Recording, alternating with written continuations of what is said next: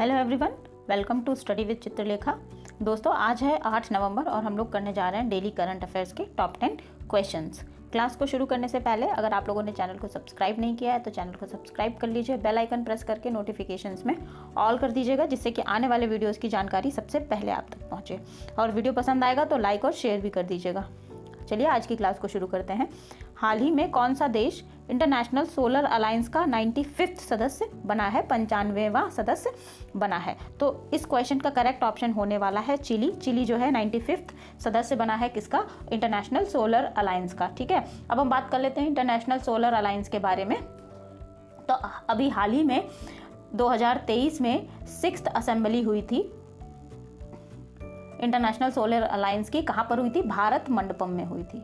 ठीक है, याद रखिएगा, ये चीज़ इंपॉर्टेंट है, भारत मंडपम में। ठीक है, उसके बाद आता है कि इंटरनेशनल सोलर अलायंस का जो है हेडक्वार्टर कहाँ पर है? तो इंटरनेशनल सोलर अलायंस का हेडक्वार्टर कहाँ पर है?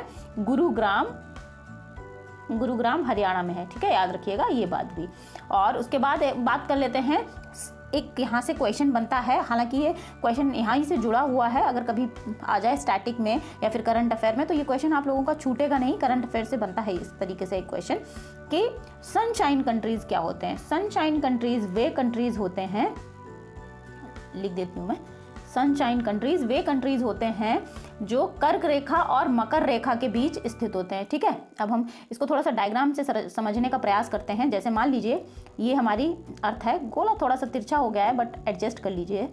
ठीक है, ये हमारी पृथ्वी है। ठीक है, और ये क्या है? ये 0 डिग्री है। ठीक है, ये हो गया आपका 0 डिग्री और ये हो गया 23.5 डिग्री साउथ, 23.5 डिग्री साउथ, और ये यहाँ पर हो गया आपका 23.5 डिग्री नॉर्थ। ठीक है, एंड साउथ। अच्छा, तो जो कर्क रेखा है 23.5 डिग्री नॉर्थ को कर्क रेखा कहते हैं, 23.5 डिग्री साउथ को मकर रेखा कहते हैं। तो इन दोनों रेखाओं के बीच जो देश स्थित हैं यहाँ पर इस एरिया में, इनको क्या कहते हैं? सनशाइन कंट्रीज कहते हैं। आई होप ये कंसेप्ट आप लोगों को क्लियर हो गया होगा। और यहाँ से क्वेश्चन बनता है तो आप लोगों को क्वेश्चन करेक्ट होगा, गलत नहीं होना चाहिए। ठीक है, और अच्छा एक चीज़ और इम्पॉर्टेंट कि इसमें ना सनशाइन देश जो है यहाँ पर 116 सदस्य हैं कुल और 94 जो है देश पूर्ण सदस्य हैं। ठीक है, चलिए आगे बढ़ते हैं। अगला क्वेश्चन है, हाल ही में ब्राजीलियाई ये इसको ग्राम इस तरीके से नहीं लिखा जाना चाहिए, यहाँ पे ये बिंदी लगेगी। ग्राम प्री 2023 का खिताब किसने जीता है? तो ब्राजीलियन ग्राम प्री 2023 का खिताब जो है मैक्स वर्स्टेपेन ने जीता है। Option number B correct option हो जाएगा, मैक्स वर्स्टेपेन ने जीता है, इसको याद रखिएगा। और ये रेड बुल ये क्या करते हैं? ये कार चलाते हैं। फार्मूला रेस आप लोगों ने सुना होगा, जो अभी हमारे यहाँ भी नोएडा में हो चुकी है, ग्रेटर नोएडा में हुई थी। तो ये एक कार राइडर हैं और ये रेड बुल ब्रांड की तरफ से नीदरलैंड के लिए खेलते हैं। किसके लिए खेलते हैं? नीदरलैंड्स के लिए खेलते हैं, ये बात भी याद रखिएगा। अच्छा, अभी तक इन्होंने कितनी रेसेस जीती हैं? 20 रेस इन्होंने की हैं, उसमें से 17 इन्होंने जीती हैं। ठीक है, ये चीज़ भी याद रखिएगा। चलिए बढ़ते हैं अगले क्वेश्चन की तरफ। अगला क्वेश्चन है, IFFI 2023 की शुरुआत किस फिल्म से होगी? तो IFFI की फुल फॉर्म समझ लेते हैं, इसको कहते हैं अंतर्राष्ट्रीय फिल्म महोत्सव। ठीक है, इसकी शुरुआत किस फिल्म से होगी? तो option number B correct option हो जाएगा, कैचिंग डस्ट। कैचिंग डस्ट से IFFI 2023 की शुरुआत होने वाली है। अब हम देख लेते हैं इसका आयोजन कहाँ होने जा रहा है। तो इसके 54th अर्थात 54वें संस्करण का आयोजन होने जा रहा है। कहाँ पर होने जा रहा है? गोवा में होने जा रहा है, गोवा में होने जा रहा है। और जो है कब से कब तक होगा? तो 20 नवंबर से 25 नवंबर तक इस फेस्टिवल का आयोजन होगा। ठीक है, नवंबर को। ओके, और इसका जो है आयोजन कराएगा कौन? इसका आयोजन कराएगा सूचना एवं प्रसारण मंत्रालय, इसका आयोजन कराएगा। ठीक है, यहाँ से एक इंपॉर्टेंट क्वेश्चन और बनता है कि सत्यजीत रे अवार्ड किसको दिया जाएगा? तो सत्यजीत रे जो अवार्ड है वो माइकल डगलस को दिया जाएगा, ये बात याद रखिएगा। ठीक है, बढ़ते हैं अगले क्वेश्चन की तरफ।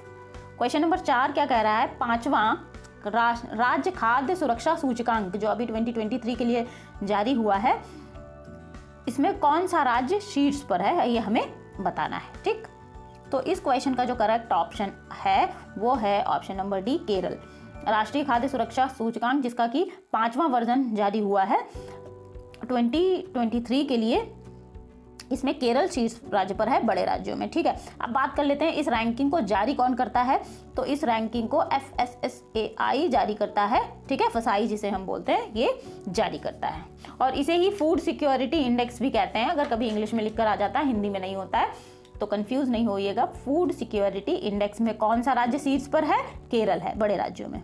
चलिए बढ़ते हैं अगले क्वेश्चन की तरफ। क्वेश्चन नंबर 5, हाल ही में 7वीं पेरिस मास्टर्स का खिताब किसने जीता है?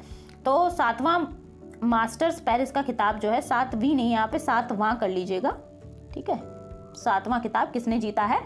तो ये नोवाक जोकोविच ने जीता है। ठीक है, ये ग्रैंड स्लैम होते हैं उसकी बात कर रहे हैं। तो नोवाक जोकोविच के बारे में जान लेते हैं। नोवाक जोकोविच कौन है? ये सर्बिया के प्लेयर हैं। ठीक है, सर्बिया के प्लेयर हैं और अभी इन्होंने किसको हराया है? तो इन्होंने ग्रिगोर दिमित्रोव को हरा करके ये जो 7वां पेरिस मास्टर्स का खिताब है, नोवाक जोकोविच ने जीता है। और ये जो ग्रिगोर दिमित्रोव हैं, ये कहाँ के प्लेयर हैं? ये बुल्गारिया के प्लेयर हैं।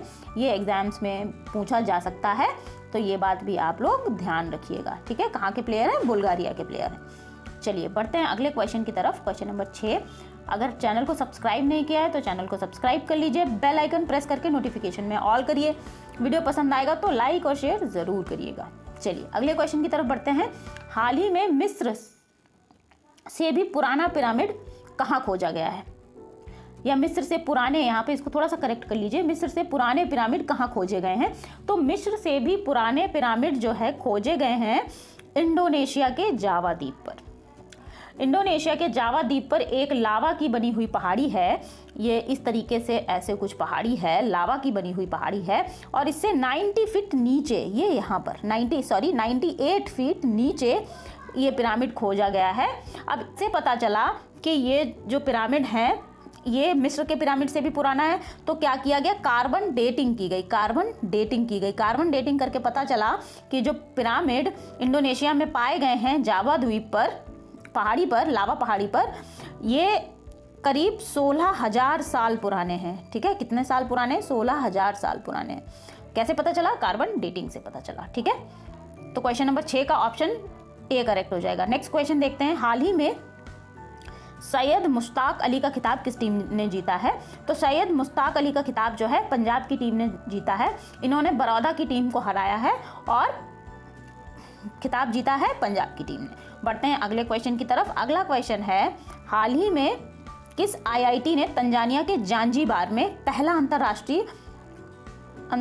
अंतर्राष्ट्रीय परिसर, ठीक है, यहाँ पे ये पेरिस नहीं है, इसको करेक्ट कर लीजिएगा, अंतर्राष्ट्रीय परिसर स्थापित किया है?